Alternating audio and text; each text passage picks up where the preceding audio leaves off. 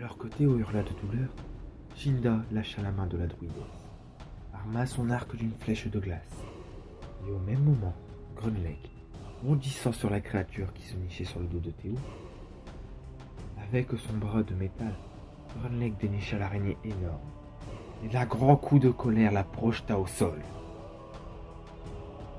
Théo se mit à saigner des quantités de sang.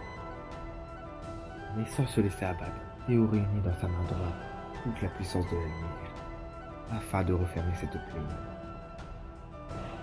Alors que l'araignée, au sol, s'apprêta à bondir sur Balthazar, lors du saut du mage qui consistait à esquiver la bête, une flèche de glace quitta l'arc de Shinda, traversa la manche de la longue robe de son cou, et alla se pénétrer dans une des pattes de la créature qui resta clouée au sol.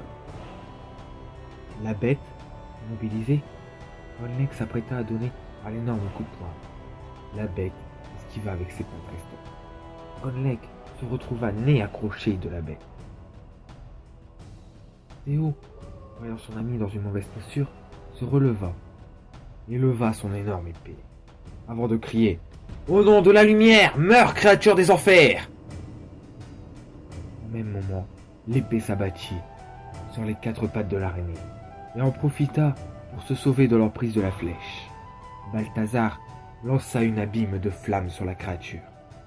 Celle-ci esquiva, et dans un dernier élan de désespoir, Balthazar dévia ses flammes pour brûler la créature.